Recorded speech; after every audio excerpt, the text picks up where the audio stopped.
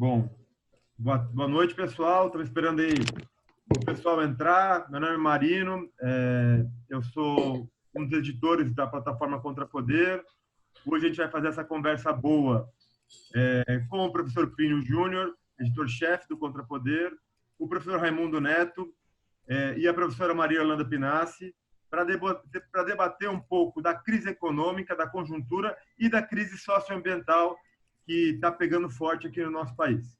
A gente está esperando a professora Maria Orlanda entrar para a gente começar, de fato, a nossa conversa. Então, sejam bem-vindos. Bom, é isso. Vamos esperar um pouquinho aí, Plínio, se quiser fazer as honras da casa também. Tá, então, boa noite a todos. Nós estamos organizando a nossa segunda conversa mensal do Contra Poder. O Contra Poder é um jornal virtual que tem o objetivo de discutir política e programa para além do PT, para além do lulismo, colocando a necessidade de mudanças profundas para a gente poder resolver os problemas do país. Dentro deste campo, o contrapoder é amplo, cabe todo mundo, é um espaço de diferença, de debate radical, no sentido de ir à raiz dos problemas. Dentro deste movimento, a nossa divergência é saudável e é o que faz avançar o pensamento e a política. Nós vamos fazer hoje uma conversa com dois camaradas queridos e muito categorizados para discutir a questão ambiental. Professora Maria Orlanda Pinassi, que é professora aposentada da Unesp, a Universidade Pública aqui de São Paulo, de Araraquara, uma militante antiga pela emancipação social e uma grande referência da esquerda socialista. E estamos com o camarada Raimundinho, que é o nome de guerra do Raimundo, que é um sociólogo, educador popular, militante das Brigadas Populares do Pará, que mora em Marabá e conhece, digamos, pela experiência vivida, não só teórica, os problemas gravíssimos que a nossa floresta e o povo que mora na nossa floresta enfrenta. Nós, neste debate nosso, contamos com o apoio técnico do Marino Mondek, que é quem vai fazer um pouco a arbitragem da nossa conversa, e do Caio Amorim, que está por de trás dos panos também viabilizando a transmissão desta conversa por Facebook e por YouTube. Se o YouTube, nós estamos com alguns problemas técnicos, não sair agora, de qualquer maneira estará disponível amanhã. Eu pensei, enquanto o pessoal está entrando, eu vou passar o nosso plano de voo. A ideia é a gente ter uma conversa em torno de 1h30, né? Conforme a nossa conversa estiver andando, se for o caso, a gente faz um pouquinho mais, um pouquinho menos, porque isso aqui não é a Rede Globo, nós fazemos do jeito que a gente quiser. Eu estou pensando em fazer o seguinte, eu vou fazer uma breve contextualização da conjuntura e da onde entra a questão ambiental dentro da conjuntura nacional. E, em seguida, Raimundinho e Maria Orlanda vão falar com mais calma, digamos, em torno de 20 minutos, como é que eles estão vendo a situação, o que eles acham que é importante ressaltar, principalmente para as pessoas que não estão diretamente envolvidas com a questão ambiental, e depois a gente abre para o debate.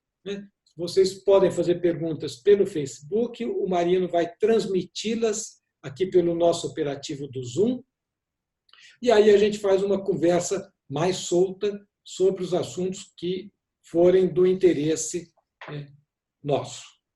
Então, é isto. Este é o nosso plano de voo.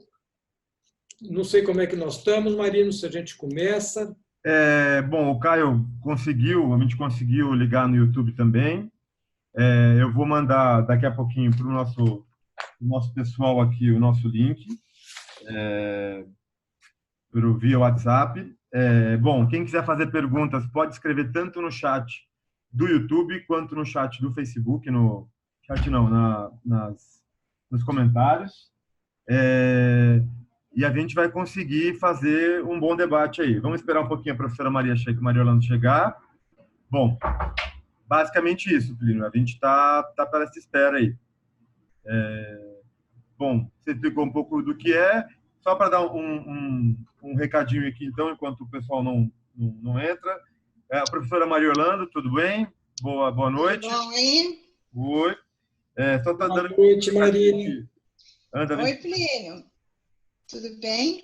Você viu, Gil? Olha a equipe que a gente reuniu aqui, Maria. Quem está aí? Eu, Raimundinho, você e pilotando tudo o Marino Mondé. Mas esse é um velho sonho meu, Maria. Eu, quando fui no Pará, não sei se o Raimundo lembra, mas eu falei com ele no carro que eu queria fazer uma coisa assim. E, felizmente, conseguimos. Bom, Plínio, eu acho que vamos fazer o seguinte, já que a professora Maria Pinassi entrou, vamos começar o debate, então? Vamos começar. Tá bom. Então, gente, eu só vou mutar o microfone de vocês aí e, na hora que vocês forem falar, eu desmuto o microfone de todo mundo. Tá ótimo. Ok? Então, Plínio, então eu quero começar, né, saudando todo mundo que está entrando no debate, começar com a panorâmica da conjuntura nacional. A conjuntura nacional é marcada pela crise. Né?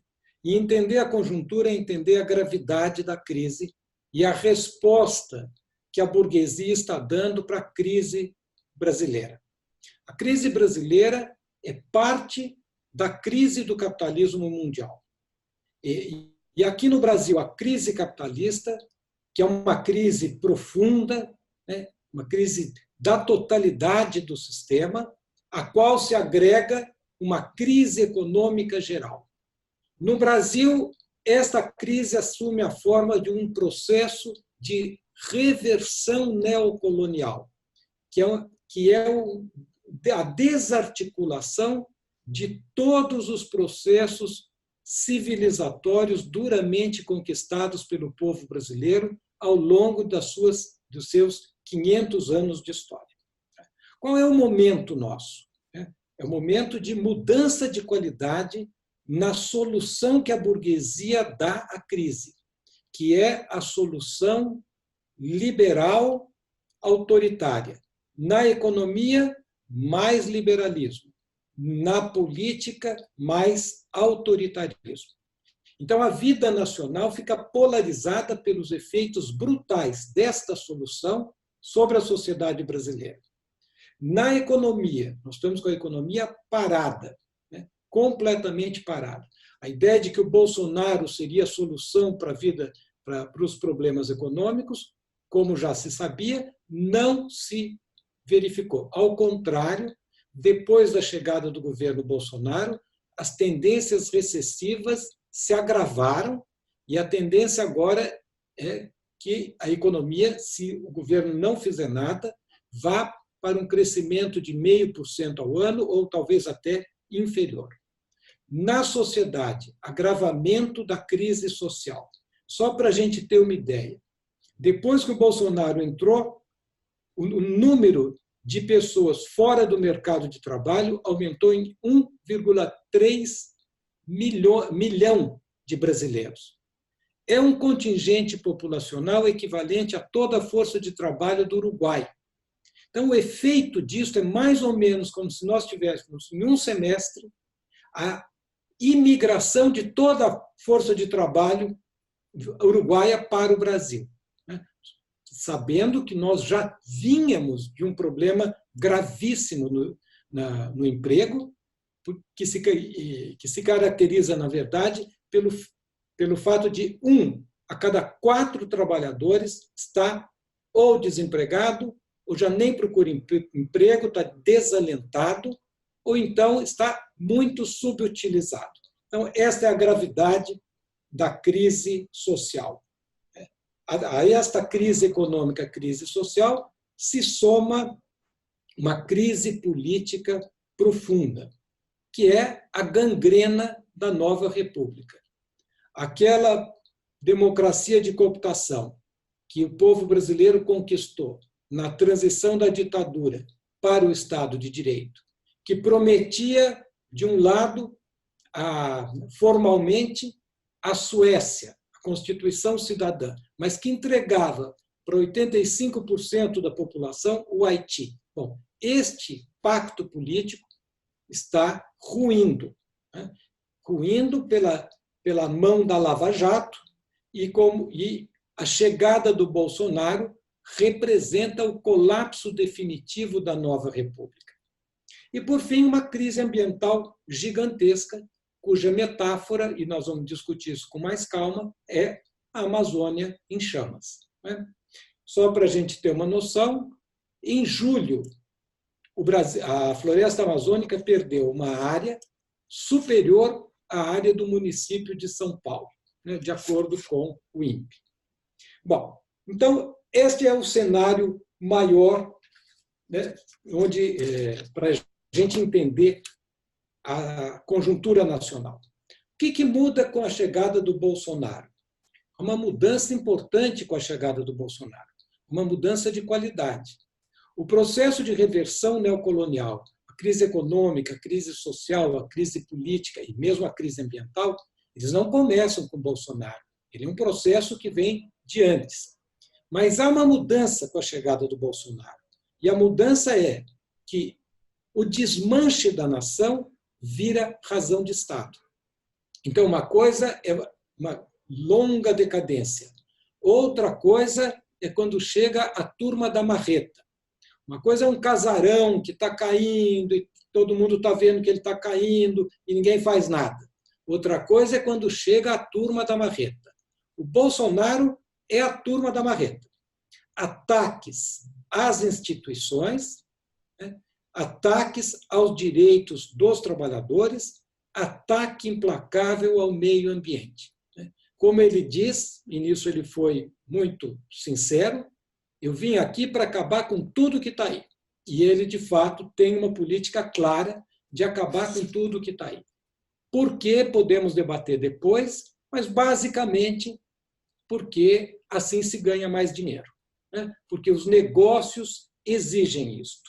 Bom, nós temos visto que os trabalhadores resistem, teve as manifestações em defesa da educação, teve manifestações em defesa da Previdência, teve grandes manifestações em defesa do meio ambiente, mas o fato é que este sentimento do povo de que ele está sendo agredido, que foi cantado no samba da Mangueira, no Carnaval, ele não vira força política. Ele não vira força política porque os instrumentos políticos que nós temos e as lideranças políticas que foram construídas nas últimas décadas não dão conta deste recado. Eles estão encapsulados na lógica da nova república, que funciona como uma armadilha institucional que neutraliza a força do povo que vem de baixo. Bom, dentro deste movimento, eu queria destacar dois aspectos. Um é a reforma da Previdência. A reforma da Previdência desmantela o sistema previdenciário brasileiro. Teve muita polêmica para ver, bom, até onde foi a reforma.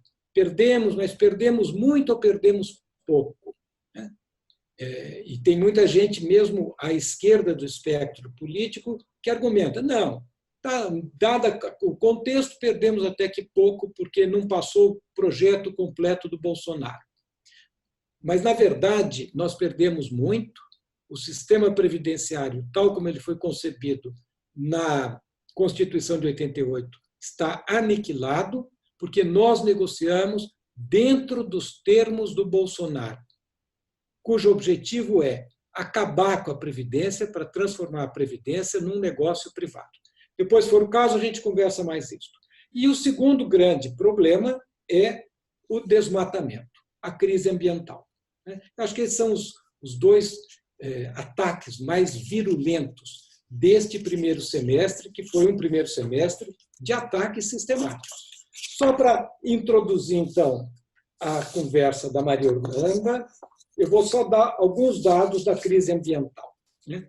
O que muda com a crise ambiental com a chegada do Bolsonaro? E depois, Raimundinho e Maria Orlanda vão debater isso mais profundamente. Muda porque a marreta, nesse caso, é o desmantelamento do que a Marina Silva, com o seu ecocapitalismo, chama de governança ambiental. Então, o pouquinho de regulação que tinha, um pouquinho de fiscalização que tinha, o Bolsonaro desmonta. E isso é uma mudança grave. Grave quanto? Muito grave. Os dados que eu tenho é que, nos últimos 20 anos, a controvérsia em torno da área de floresta perdida no Brasil gira em torno de cientistas que dizem que perdemos um Uruguai, outros que dizem que perdemos um Paraguai e outros que dizem que perdemos um território equivalente à Alemanha. Bom, qualquer que seja a medida correta, é gravíssimo o que vinha acontecendo nos últimos 20 anos. Mas o que vem pela frente é ainda muito pior. Isso que nós vamos discutir hoje está relacionado com o modelo econômico brasileiro, com a fome de terras do agronegócio e do extrativismo mineral, da necessidade de abrir fronteiras agrícolas para o capital. E é isso que nós vamos discutir com a Maria Orlanda e com o Raimundinho, que são pessoas que têm muita articulação com o movimento social que está embaixo da floresta e muita reflexão sobre os modelos econômicos que estão impulsionando esta devastação. Então, feita esta introdução, passo para a Maria Orlanda e depois o Raimundinho arremata. Tá bom? Obrigado.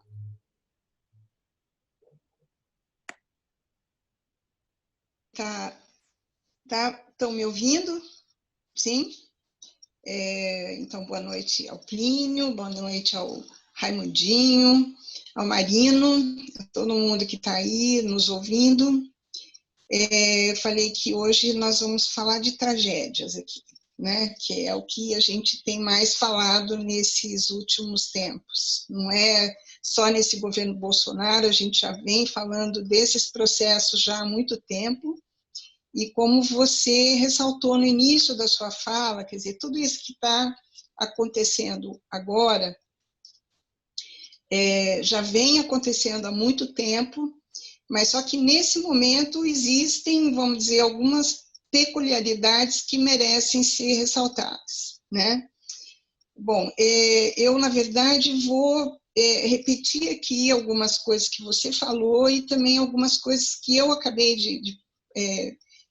o Correio da Cidadania acabou de postar uma entrevista que eu dei para o Gabriel Brito, uma entrevista que trata exatamente dessas coisas, né? Quer dizer, da crise, eu me refiro à crise estrutural da política, né? A crise estrutural da política no Brasil, na América Latina, se encontrando com a crise estrutural do capital, né?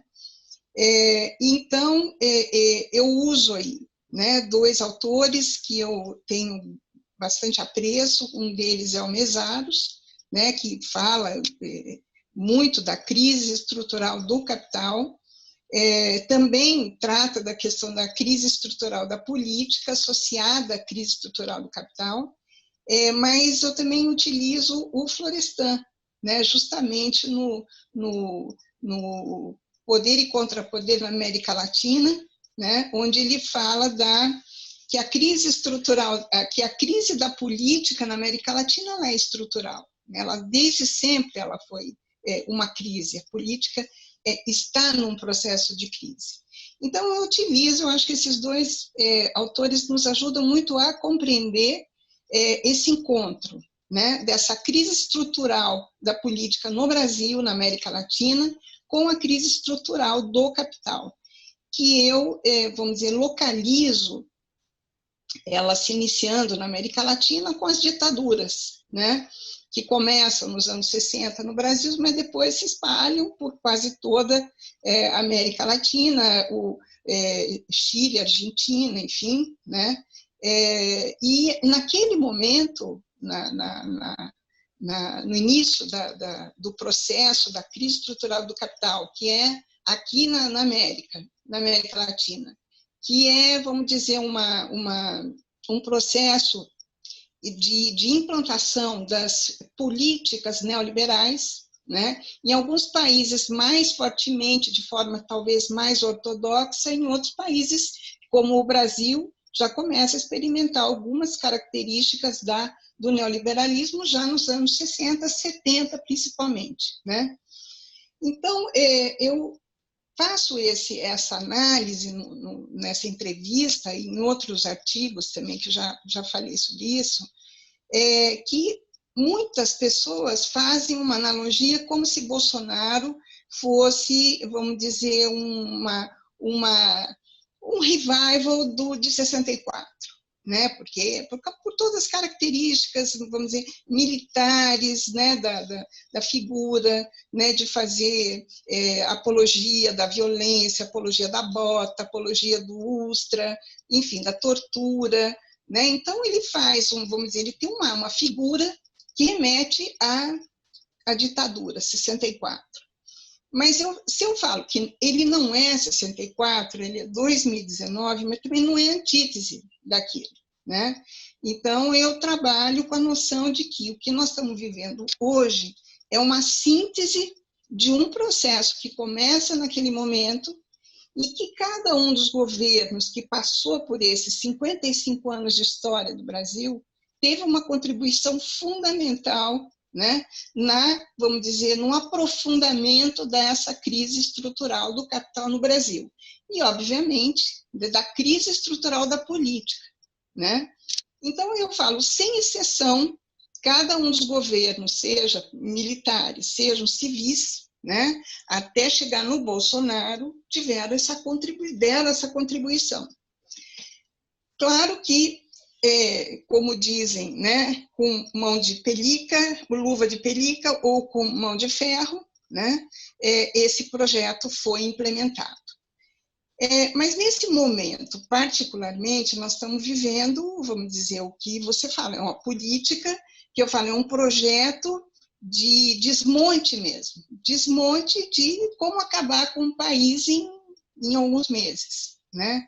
É isso que o Bolsonaro está fazendo, vamos dizer, e sem mentir, como você falou, né, Plínio?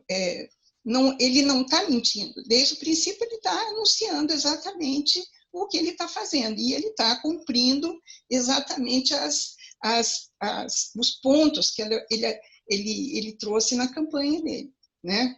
E nenhuma delas era popular, né? Popular no sentido que a gente já vinha analisando entendendo o que seria um popular. É um popular de novo tipo, é um popular violento, é um popular... E o duro é que, né, tem toda uma sintonia com grande parte da população, ou teve, pelo menos, né? Uma população que vinha, vamos dizer, se desiludindo, né? com um outro tipo do que a gente pode chamar de popular, né? E que entrou num outro momento da história, elegendo talvez a pior vamos dizer, das opções que a gente tinha naquele momento, né? Não que a gente tivesse grandes opções.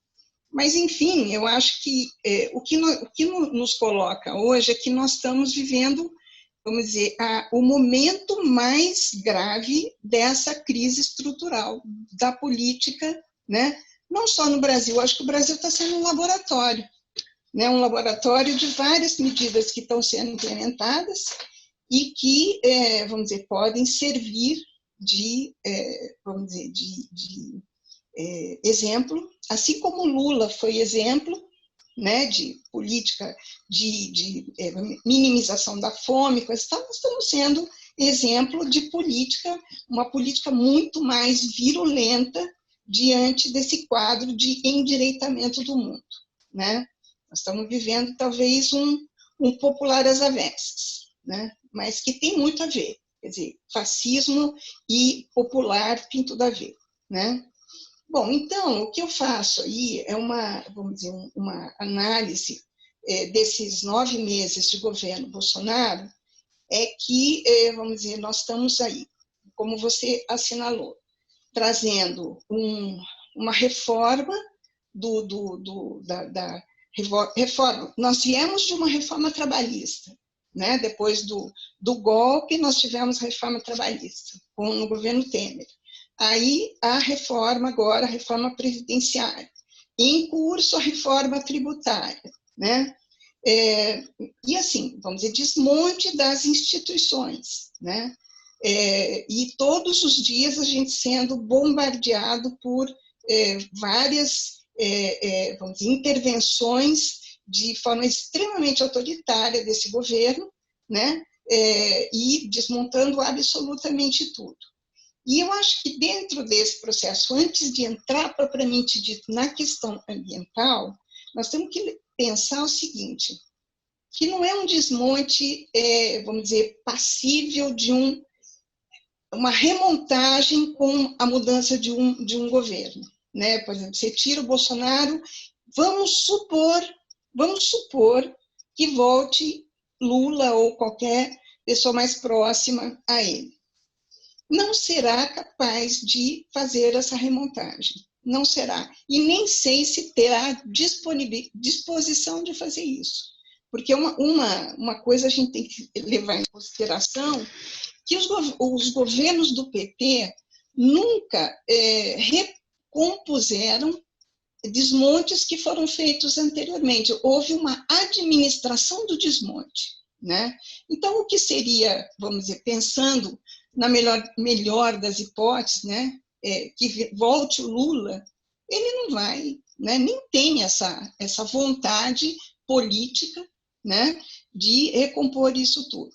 Então, o que eu vejo aí nesse momento é um projeto mesmo, vamos dizer, societal para a sociedade brasileira que vai servir de laboratório. Então, eu estou pensando nessa intervenção profunda do processo educacional no Brasil, né? Então, você tem aí o projeto, primeiro Escola Sem Partido, né, que houve uma intervenção muito profunda, né, nas escolas, universidades, em todos os graus, né, educacionais. Aí você tem o Futurice, que está sendo discutido e que é o processo absoluto de privatização das escolas no Brasil, e também essa discussão sobre a militarização das escolas públicas, né? O que eu vejo aí, eu ressalto nessa entrevista, e foi uma ideia que me surgiu enquanto estava discutindo isso, né? Esse projeto societal é plutocrático, absolutamente plutocrático. Ele tem, assim, vamos dizer, uma elite minoritária tendo acesso a todas quer dizer, a sociedade é para ela, né? E vai ter acesso, é claro, ao conhecimento, né? Logo abaixo vem, vamos dizer, o que eu chamo de os guardiões, né, da elite, que me lembrou muito o filme Saló, do Pasolini, né? Quer dizer, você tira vamos dizer, das massas populares aqueles que vão ser treinados, né?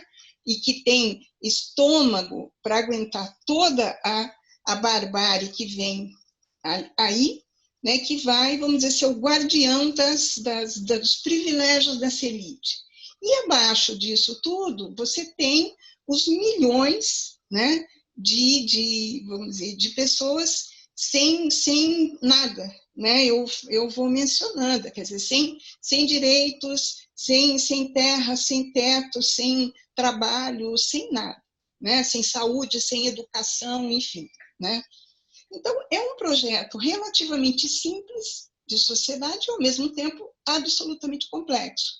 Como, vamos dizer, como assegurar o funcionamento de uma sociedade tão, vamos dizer, tensionada como essa, né?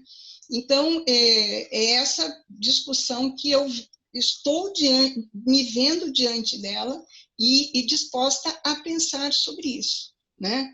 É claro que tudo isso que está acontecendo, vamos pensar em termos, para fechar o que eu estou falando, né? Para falar em termos ambientais, olha, eu olhei, né, para a gente discutir mais hoje, eu vi um relatório que foi publicado, acho que nesse ano, acho que foi em maio, um relatório enorme, né, da ONU, feito, eram 145, foi publicado pela BBC, um relatório imenso, com 145 pesquisadores de 50 países, né, dando um quadro absolutamente estarrecedor do processo ambiental no mundo todo. O Brasil ocupa um papel de destaque nessa destruição, né, desse projeto, porque eu vejo isso daí não como um processo político, né? Isso é como você destacou, é um processo econômico, é um processo mesmo societal, né? Que está dentro do que o Mesaro chama de crise estrutural do capital. Quer dizer, o capital só consegue se reproduzir mediante um processo absolutamente destrutivo, destruidor, né? Então, como, né, a gente vai se enfrentar esse problema? Né? Como enfrentar isso? Né? Então, esse relatório que eu vi da BBC, que fala que mais de 1 milhão de espécies animais e de plantas estão em ameaça de extinção, né? Depois, um outro artigo ainda falando especificamente sobre a questão, vamos dizer, do aumento do desmatamento e das queimadas no Brasil. Nós temos assim um quadro que, em 2019, ele está muito abaixo, as queimadas estão muito abaixo do que foi em 2015, do que foi em 2010, ou seja, em momentos, vamos dizer, anteriores ao momento Bolsonaro.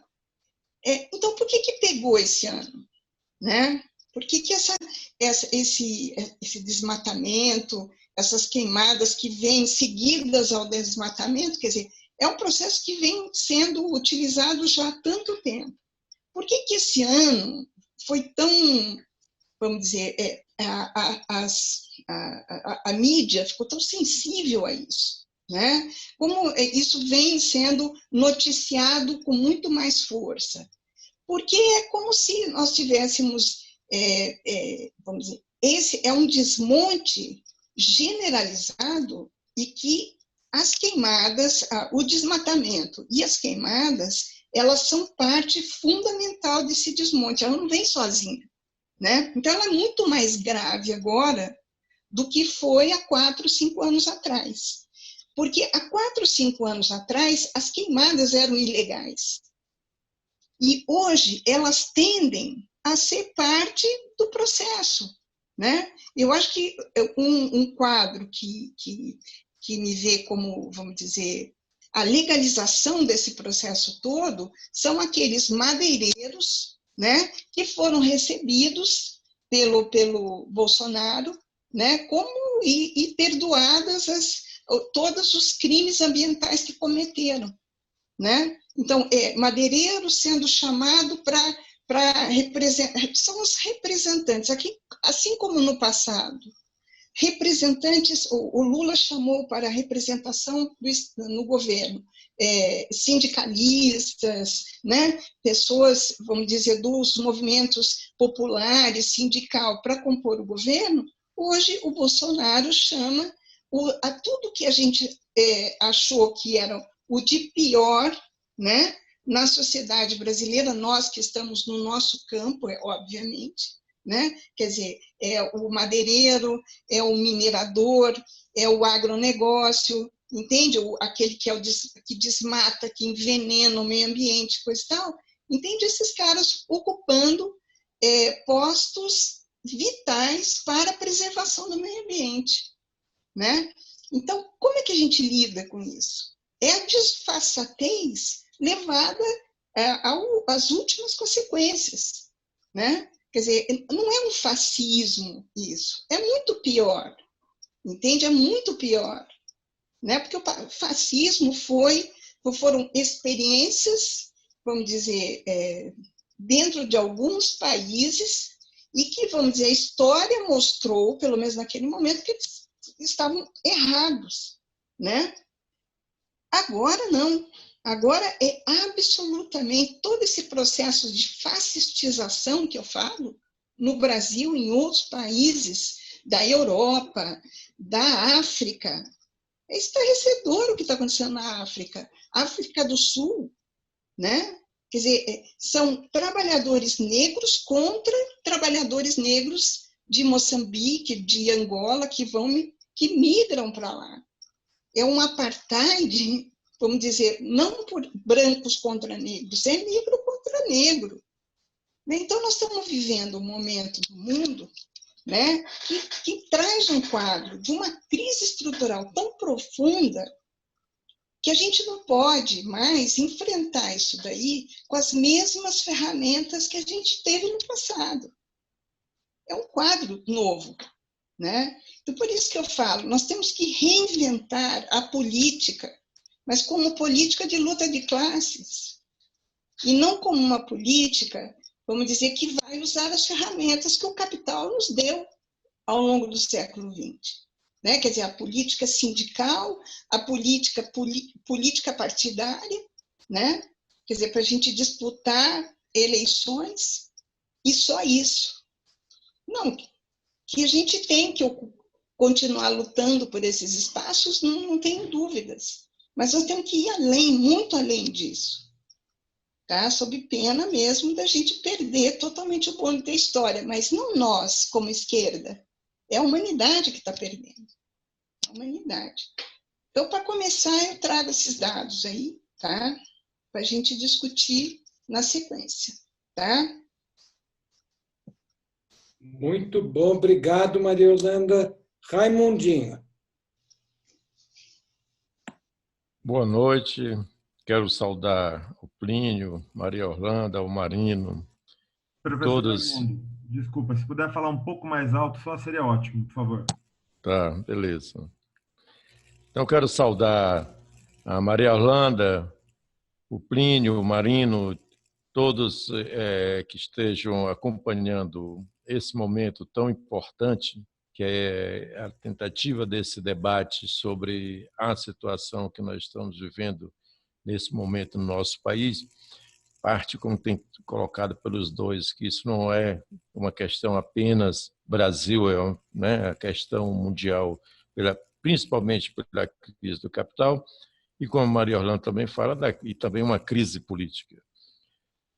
Eu vou falar a partir das conversas que nós temos tido em torno dos movimentos, né, na perspectiva de se tentar aprofundar uma análise que dê conta, aí começando justamente pelo final que a Maria Orlando coloca, né, construir instrumentos capazes de enfrentar essa dura realidade que nós estamos vivendo.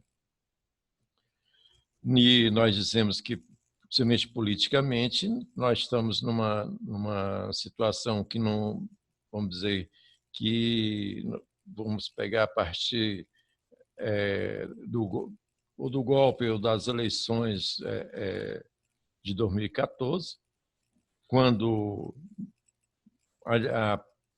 principalmente a direita não se satisfez de perder mais uma vez as eleições, e outros interesses externos que somam a esses interesses da grande burguesia brasileira.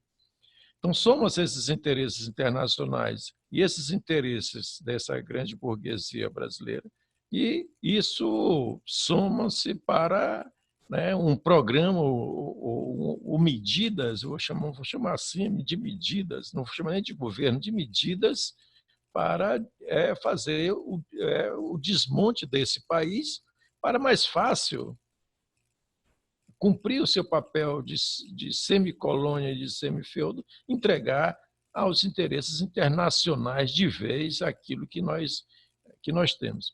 E por isso passa na nossa compreensão, que principalmente na determinação de uma política de um governo militarizado, né?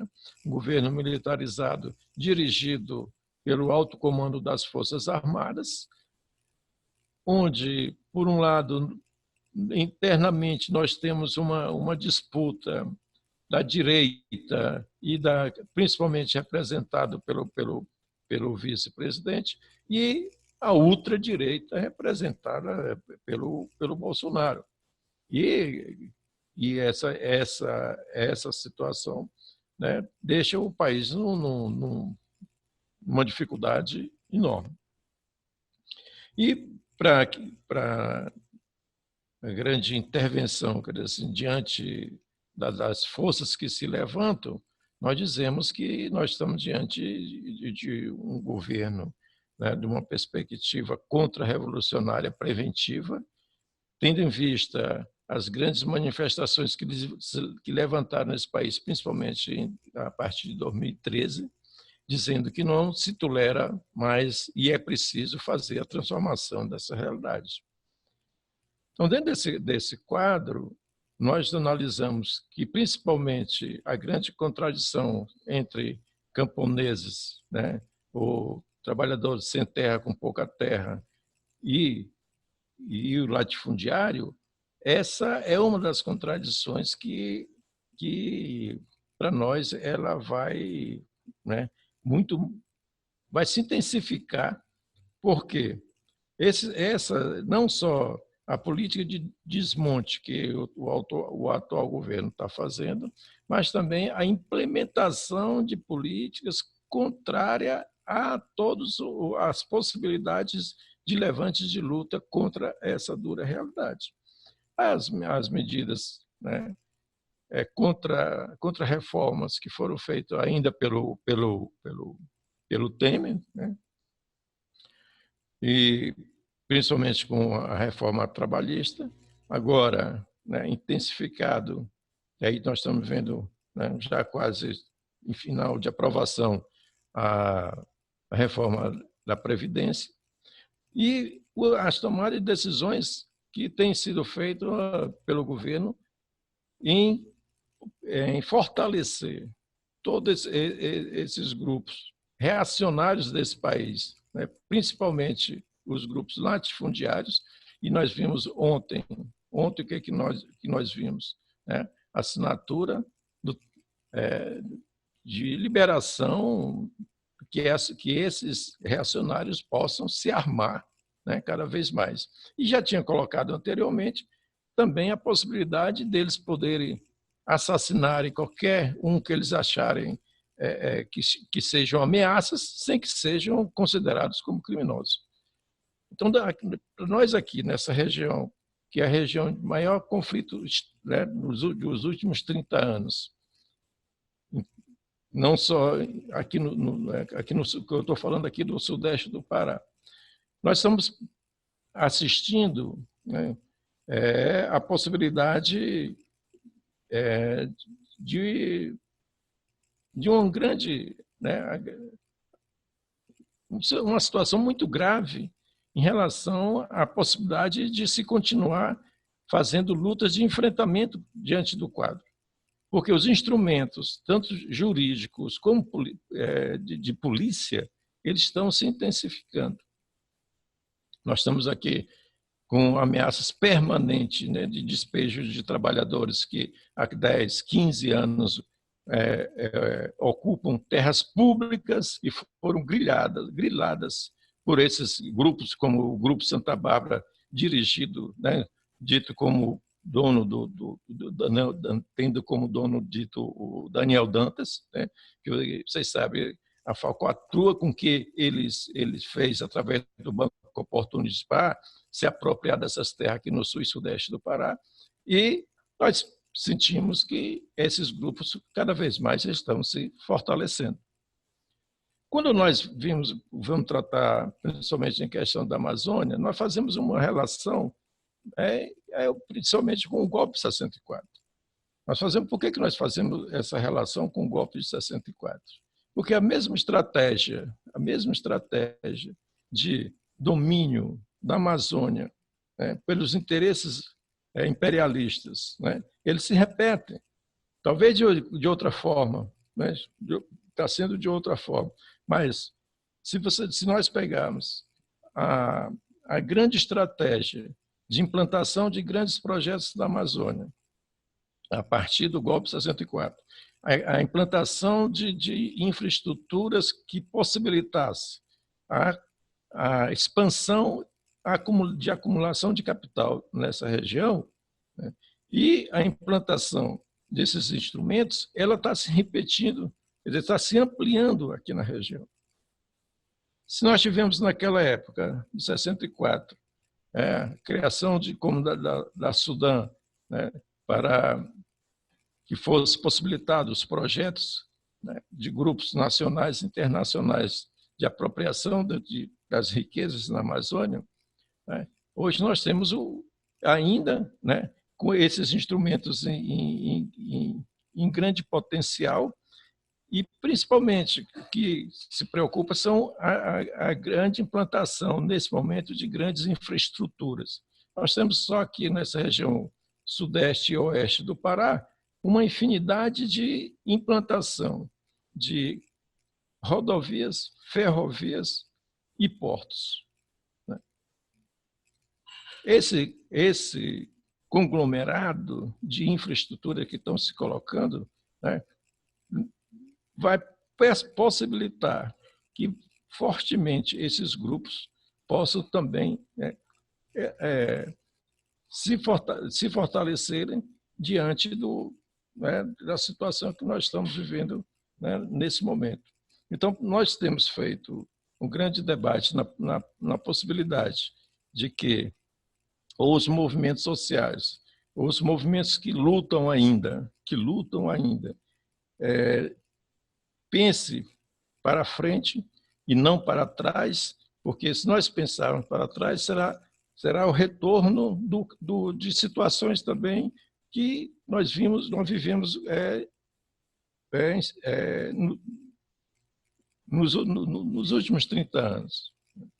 Então, o que nós queremos levantar é que nós possamos avançar na perspectiva de que nós, né, tracemos, né, outras possibilidades. E eu vou pedir desculpa que eu, né, estou numa situação, não sei se emocional, mas não estou conseguindo concatenar um pouco as minhas ideias e quem sabe possa contribuir no debate que vamos continuar. Raimundo, eu agradeço muito. Eu acho que a ideia tua que passou é muito clara e a tua emoção é a emoção de quem está no calor da luta, no lugar mais duro da luta. Então, nós vamos passar aqui para as conversas, se tiver pergunta, e vamos fazer um debate aqui com quem estiver escutando. Então, eu deixo com o Marino, que o Marino é que tem as perguntas. Oi, Plínio, eu estou abrindo as perguntas aqui, tá? Estou abrindo o debate aqui. Espera aí.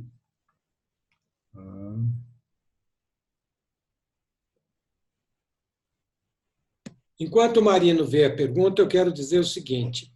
Primeiro, da minha alegria, Raimundo, de você estar aqui conosco, dizer que este espaço aqui é teu. Quando tiver urgência aí, se precisar alguma voz para falar para fora, para fazer uma denúncia, para fazer um alerta, você mobiliza isso do jeito que você quiser, seja de forma escrita, que nós temos colunas, e a ideia é que isto rode bastante, vou te colocar no nosso mailing, seja, eventualmente, alguma coisa que você acha que seja importante falar. Você nos convoca, a gente mobiliza aqui a moçada para poder dar vazão a isto, né? E a mesma coisa é lógico para a nossa querida Maria Orlanda, que está aqui conosco, nos apoiando nesse empreendimento. Marino. Bom, Plínio, a princípio não apareceu nenhuma pergunta objetiva, o pessoal está acompanhando, mandou saudações, a gente teve um probleminha no áudio, mas conseguimos corrigir. Mas, na verdade, eu tenho uma pergunta para a professora Maria Orlando e para o Raimundinho, se eu puder fazer, depois a gente espera as outras perguntas Claro. mais objetivas. Eu sei que a professora Maria Orlando ela estuda mais a questão da mineração, né? Mas com esses empreendimentos como Belo Monte, aquela trilho de trem que cruza a região do Pará para o porto, se não me engano, no Maranhão, como é que está a situação? O professor Raimundinho também pode entrar. Como é que está a situação das organizações populares nesses locais? E como é que está? E como que o capital está incidindo mais, atacando sobre essas organizações? Se puderem comentar um pouco sobre isso, seria ótimo. Deixa eu te desmutar, professora. Mais, vamos dizer, informações sobre isso, com certeza, o Raimundinho, né? Eu, assim, eu fiz algumas visitas a Marabá e tenho vários amigos, companheiros, né, que estão nessa luta. Então, eu conheço, vamos dizer, esse processo um pouco de longe, né? Faço uma análise sobre esse processo da mineração dentro de um conjunto de processos de produção destrutivas no Brasil, né? Que tem, vamos dizer, um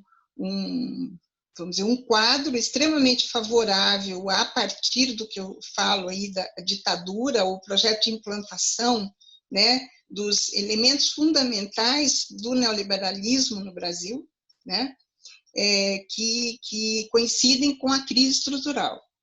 Então, a mineração, ela teve já durante o processo da ditadura, quer dizer, a mineração, a Vale, principalmente, né, ela foi criada no governo de Getúlio Vargas, né, juntamente aí com a Companhia Siderúrgica Nacional. Quer dizer, o Brasil se configuraria como um grande fornecedor de ferro, né, para países, principalmente aí no caso da Segunda Guerra Mundial, para os Estados Unidos produzirem armamento, né, para a indústria bélica.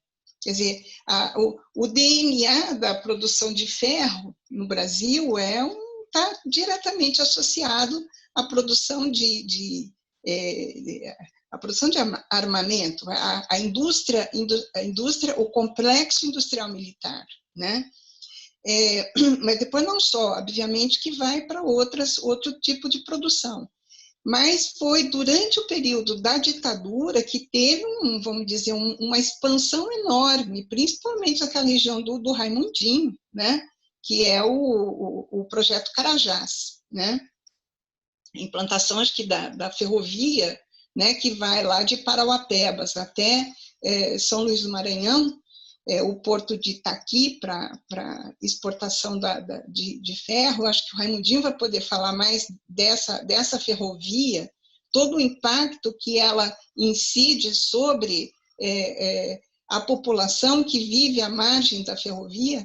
É uma coisa que tem uma expansão enorme durante a ditadura e, desde então, se você pegar, vamos dizer, essa matriz produtiva e analisá-la ao longo dos anos 60, 70, 80, até os dias de hoje, é que você entende melhor aquilo que eu falo vamos dizer, de contribuição e aprofundamento da crise estrutural por cada um dos governos que passaram por esse momento, por esse período, que eu estou falando de 55 anos.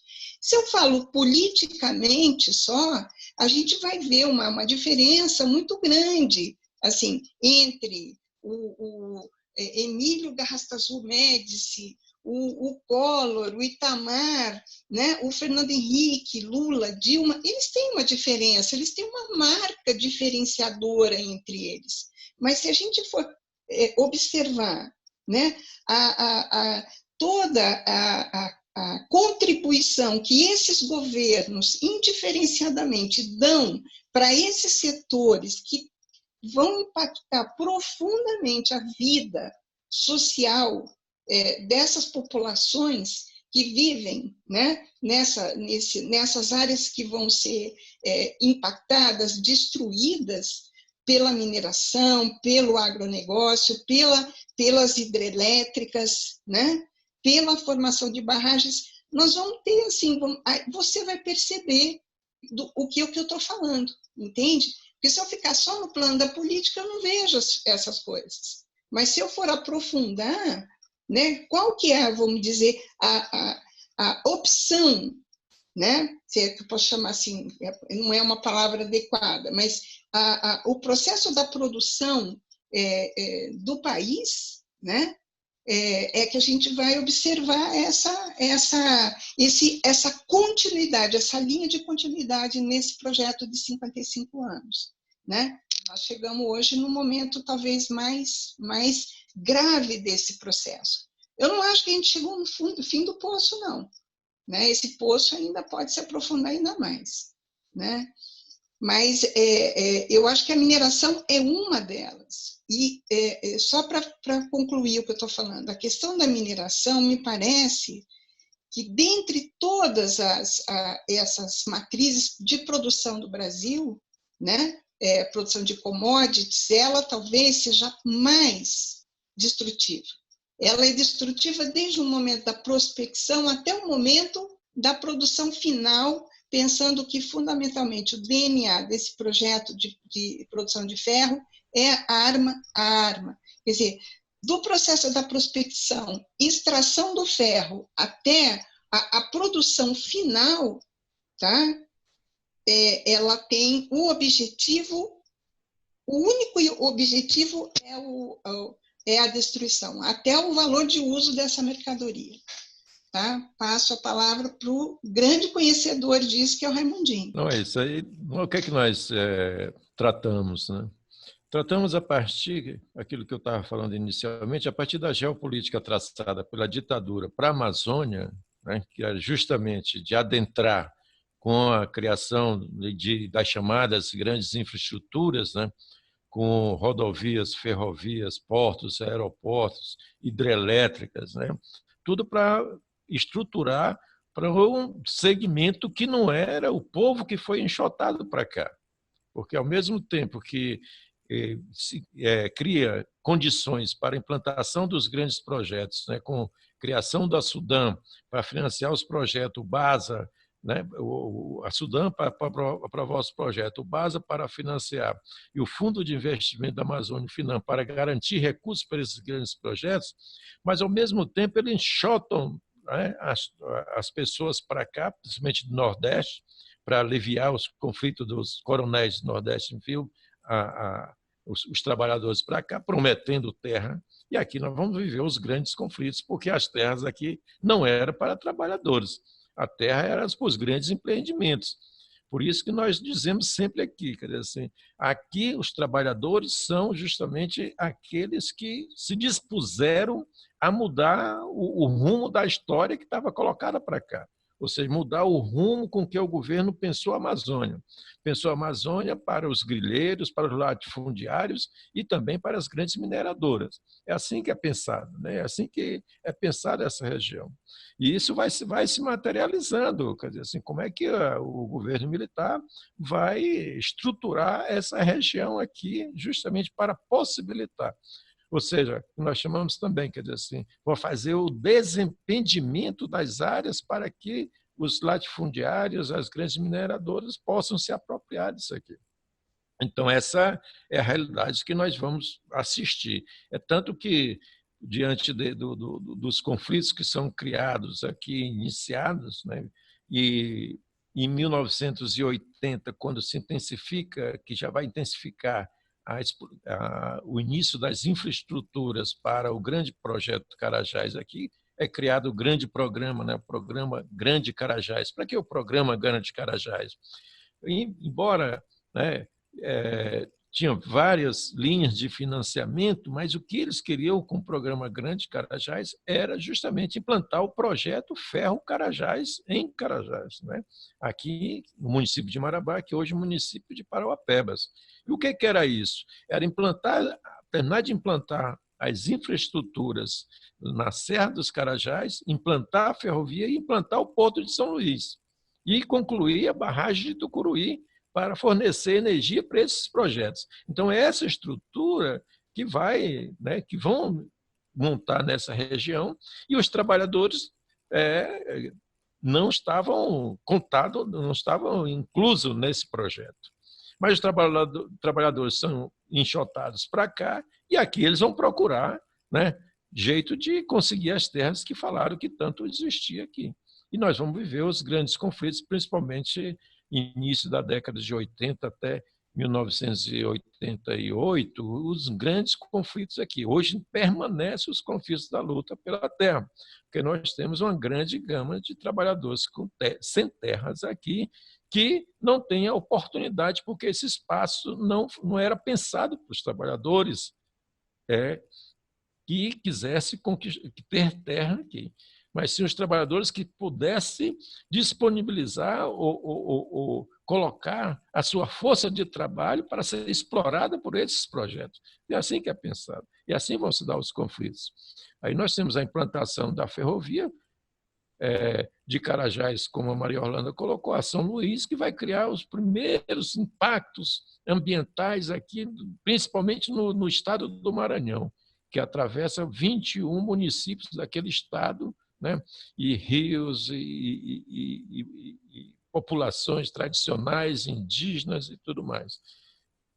E aqui nós estamos vivendo, aqui no Pará nós temos, principalmente com os índios gaviões, que nunca foi resolvido esse problema, desde ainda da Companhia Vale do Rio Doce, quando era uma empresa mista, e agora, principalmente com a Vale, que foi entregue pelo Fernando Henrique Cardoso aos outros interesses. Então, esses conflitos foram criados a partir da implantação desses grandes projetos. E eles são conflitos que até hoje permanecem. E aí nós temos, se nós dizemos que o latifúndio aqui na região destruiu boa parte, principalmente aqui, aí nós colocamos aqui na parte sudeste do Pará, o latifúndio conseguiu, nesses 30 e poucos anos, destruir mais de 2 milhões de hectares de castanhais, que era a grande riqueza dessa região, conseguiu degradar muitas áreas com a derrubada, queimada e plantio de pastagem para a criação de gado. A mineração ela vem completar o processo de destruição. Por que ela vem completar o processo de destruição? Porque a degradação continua o desmatamento, porque para implantar a mineração, o pessoal até então pensava que era um negócio localizado lá onde tem a jazida, só aquilo ali, como se aquilo fosse tirado de helicóptero, e não é. Eles têm que implantar ferrovia, têm que implantar rodovia, têm que implantar porto, tem que implantar linhas de transmissão de energia que atravessam as terras dos camponeses nessa região.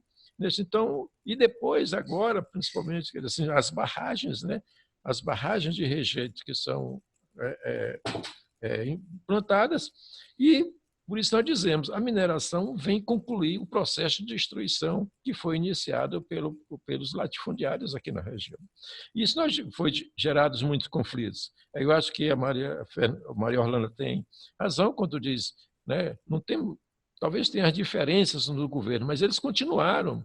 O governo Lula, ele conseguiu, quer dizer assim, implantar aquilo que foi projetado pelos militares. Aquilo que os militares não conseguiram fazer, os outros governos vieram fazendo. Um fazendo mais, outros fazendo menos. Quer dizer, a construção das barragens, as barragens de Santo Antônio e Jirau, em Rondônia, isso já estava planejado, mas os militares não conseguiram fazer. Mas o Lula fez. Lula impôs aquele grande desastre que nós temos lá em Rondônia. Então, e a questão da mineração, depois que ela se torna, como foi colocado, como uma commodity, como uma válvula de escape até para a crise, por isso que o Lula falou, né, que não era crise, era uma marolinha, porque ele acreditava justamente em quê? Né? Na grande extração de minério, o grande mercado chinês para os minérios, principalmente, né, principalmente de Carajás, né, que já apontava como um grande potencial já em relação a Minas Gerais, como está sendo hoje.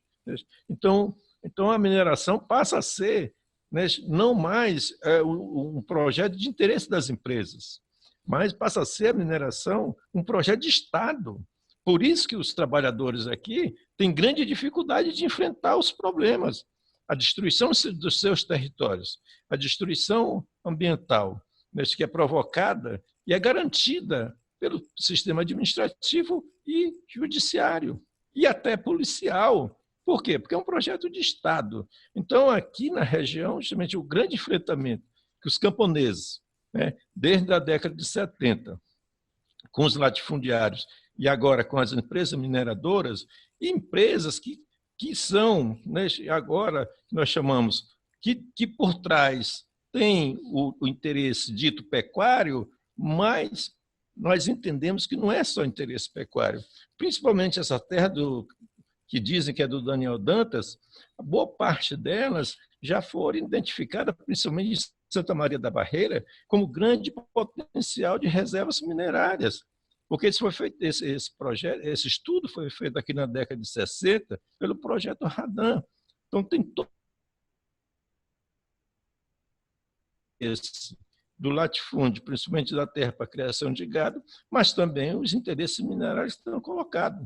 E a implantação das grandes infraestruturas aqui. Agora nós temos uma ferrovia que vai do sul do Pará até Barcarena, onde é do porto, né, de exportação de interesse desses grandes projetos, onde nós temos vários problemas, quer dizer assim, problemas que vão atingir principalmente os trabalhadores e principalmente comunidades de quilombolas que vivem em torno, historicamente, no município de Abaetetuba, Barcarena, próximo dessa região. Então, nós estamos com uma ameaça enorme e tentando, os trabalhadores estão procurando alternativas de se juntarem para enfrentar esses grandes desmontes dessa região.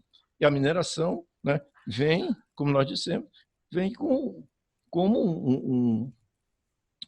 um elemento, né, para terminar com o que nós ainda poderíamos ter aqui nessa região. E esse é o grande conflito. Nós dizemos sempre, aqui na região, a categoria de trabalhadores que sempre esteve em lutas são os camponeses, porque são os camponeses que são atingidos diretamente nesses projetos. E são eles, né, por isso nós dizemos, a grande contradição é trabalhadores sem terra ou com pouca terra e latifúndio. Se nós não entendermos, e essa é uma das grandes contradições, talvez a gente também não consiga construir os elementos satisfatórios e necessários para que a gente enfrente essa dura realidade.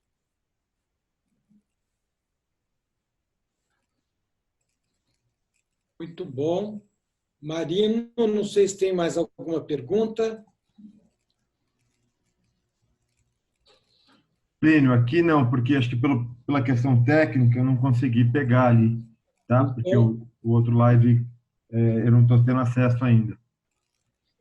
Mas, enfim, mas acho que o debate foi muito bom, foi bem... Ótimo, foi excelente. Eu vou agradecer todo mundo que assistiu, agradecer o Marino, o Caio, que ficaram ali tentando viabilizar isto. Nós estamos ainda aprendendo a mexer nessa ferramenta, que é uma ferramenta que está sendo utilizada para o mal, ensino à distância, mas nós vamos utilizá-la para o bem, porque tudo é contraditório. Quero agradecer muito minha camarada Maria Orlanda, que é um apoio sempre, né, pela inteligência, pela firmeza dela, e quero também agradecer o depoimento enriquecido, como diria o Camões, pelas experiências vividas do Raimundo, o Raimundinho, para que as pessoas saibam, é um veterano militante dos trabalhadores, foi uma referência importante do PT, na época que o PT estava dos lados dos trabalhadores. Então, a crítica que ele faz é uma crítica doída, mas é uma crítica necessária e com muito conhecimento de causa.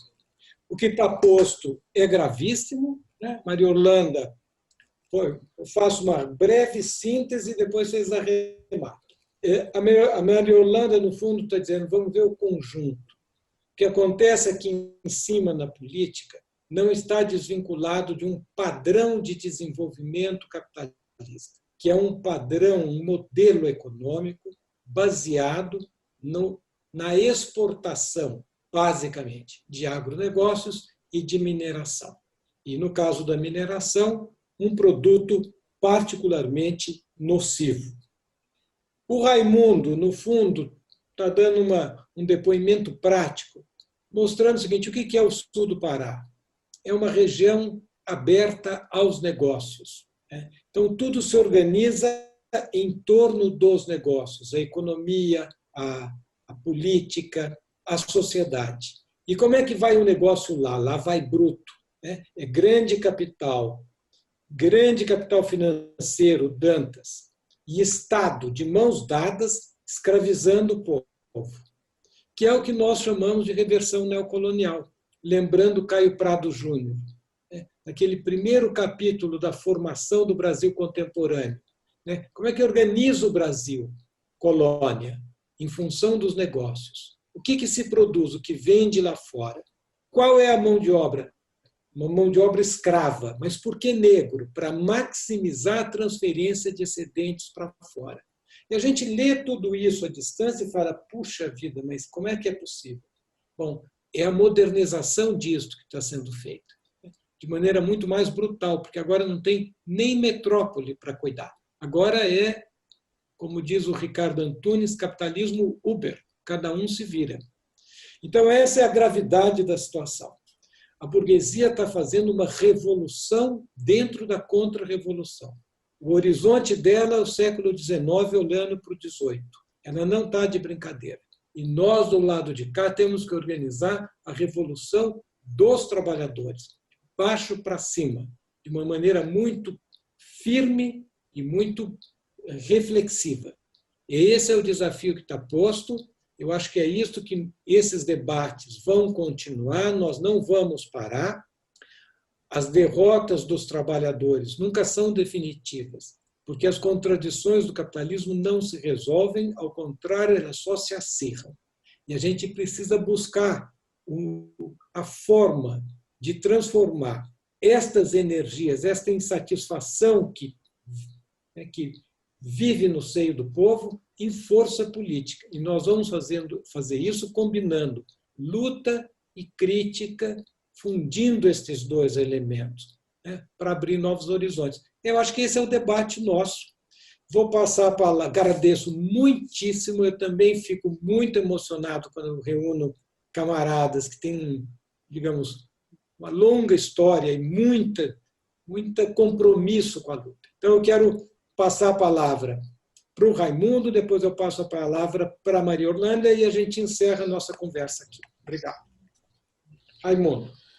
Isso, eu gostaria novamente, de pedir desculpa na minha primeira intervenção não ter conseguido externar justamente o que eu gostaria, tendo em vista que eu passei um dia realmente bastante complicado, mas agradecer esse espaço e nos colocar à disposição para que nós possamos continuar fazendo o diálogo, fazendo justamente a troca de conversas e troca de experiências necessárias para esse momento histórico, porque não acreditamos que isoladamente qualquer segmento ou qualquer grupo ou qualquer movimento seja capaz de dar conta dessa realidade. Nós acreditamos na construção de uma nova maioria capaz de dar conta de construir a Revolução Brasileira, E, dentro disso, nós continuamos na nossa luta permanente junto aos trabalhadores, né, e trabalhadoras aqui nessa região sul e sudeste do Pará, articulado, né, com as lutas nacionais e internacionais, sem perder sem perder a noção de que nós estamos vivendo num grave problema, né, de um presidente, né, reacionário formado, né, no momento, principalmente no momento da ditadura, sua formação no Exército, ela vem nesse período, por isso que ele é, né, declaradamente anticomunista, né, reacionário, e não vê em palavra nenhuma da esquerda se não for de comunista. Isso até atrapalha, né? Porque nem todos que se manifestam o contrário têm posições ou defendem uma posição comunista, né? Como nós defendemos e acreditamos que nós só possamos construir realmente a paz, né, no mundo através de uma sociedade comunista e não de uma sociedade capitalista e perversa como nós vivemos. Então, mais uma vez, agradecemos, Maria Orlanda, muito prazer em estar junto com você, Plínio e Marino e aqueles que nos ouviram ou que vão ter oportunidade de nos ouvir. Uma boa noite. Muito agradecer a oportunidade de externar um pouco as angústias, né? É um prazer imenso estar aqui com o Raimundinho, Plínio, grande amigo, o Marino, e também agradecer as pessoas que nos ouviram. Espero que a gente tenha conseguido trazer alguma contribuição aqui para dar soprar a brasa, aí, como você falou, do debate, né? Fazendo uma paródia aqui com o tema. Enfim, o que eu assim, gostaria de ressaltar assim, trazendo uma mensagem, talvez, de um pouco de otimismo diante de tanta desgraça, né, que a gente está vivenciando. Tem algumas coisas que têm vamos dizer, mobilizado para entender que as coisas não acabaram, a luta não acabou, né? Não é porque as esquerdas estão, vamos dizer, um pouco à deriva do processo todo que nós estamos vivendo, não estão conseguindo dar uma resposta que seja um pouco para além dessa política, né, viciada que nós estamos vivendo. Eu acho que existem algumas lutas que estão um pouco, vamos dizer, fora da luta reivindicativa, né, institucionalizada, que eu acho assim, a luta dos indígenas é uma luta, vamos dizer, bastante interessante quando eles falam em retomada de terras e não em demarcação de terras, né? Porque eles sabem que a demarcação, eu não estou falando generalizadamente, eu não sou uma estudiosa da causa indígena, né, dos indígenas propriamente dito, mas o que eu observo assim, é a riqueza da luta pela retomada, né? É uma luta de quem realmente não está esperando mais nada, né, do Estado, não está esperando mais das instituições, vamos dizer, que supostamente os defendeu nessas últimas décadas, e que agora é terra arrasada para o lado deles, né? Mas eles estão aí, estão lutando, né? A outra dimensão da luta que me parece que é muito interessante, que é a luta das mulheres, né? O que fez a diferença durante o período da campanha, campanha presidencial, foi o ele não, né? O que mobilizou as ruas nesse momento foi o ele não, né? Até por isso foi tão combatido, né? Tudo aquilo que incomoda é combatido, o que não incomoda é incorporado, né? Incorporado e administrado. O que não é não é incorporado, não é possível ser incorporado porque está fora do processo da institucionalização, ele acaba sendo combatido e criminalizado. Então, a gente tem que observar isso daí. O que está sendo criminalizado? Né? Eu acho que essa região que o Raimundinho, vamos dizer, vivencia todos os seus dias, né? É uma região passível de criminalização o tempo inteiro, porque o tempo inteiro também está dando resposta que está fora da institucionalização, né? Não é tudo. Claro, parte dessa luta foi incorporada, né? Mas parte dela não. Eu acho que esses conflitos que o Raimundinho fala, que esses conflitos que vamos dizer, foram principalmente nos anos 80, né? E que permanecem até hoje, são conflitos que não são, vamos dizer, não são, eles têm que ser combatidos. E eu vejo, por exemplo, que esse aumento do efetivo das forças nacionais nessa região do Raimundinho, né, na Amazônia, a título de combater, né, focos de, vamos dizer, incêndio, para combater, vamos dizer, e criminalizar aí parte dos responsáveis pelas queimadas, primeiro pela derrubada, né, da mata e depois pelas queimadas. Eu acho que tudo bem, pode ter essa intenção, mas também tem uma intenção de aumentar o efetivo ali, né? Militarizar ainda mais uma região que jamais deixou de ser militarizada, né?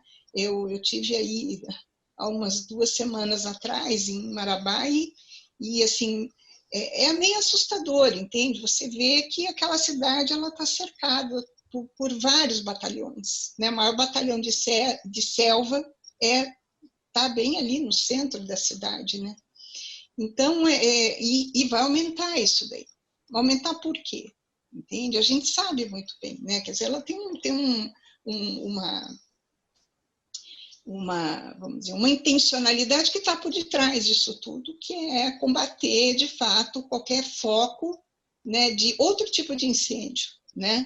É um incêndio da convulsão social, né? Então, e lembrar ainda, hein, que, olha, não é só a Amazônia que está em chamas, Cerrado está em chamas, Chapada dos Guimarães, entende? Que é um paraíso ecológico, entende? Né? Então, a gente tem que, né, observar que todas as áreas, né, de reserva estão sendo ameaçadas no Brasil, né? Então, eu gostaria de fechar a minha fala aqui, né? Enfim, né? E espero que ter trazido aí algumas questões para a gente continuar o debate em encontros futuros, tá? E agradecer muito aí o convite. Maria Orlando, nós é que agradecemos, nós chamamos que isso é conversa boa. Conversa boa é aquela que nunca termina. Então, esta conversa já vem de algum tempo, hoje fizemos mais um pouco e essa conversa continua. Então, para encerrar, eu vou convocar o Bertolt Brecht.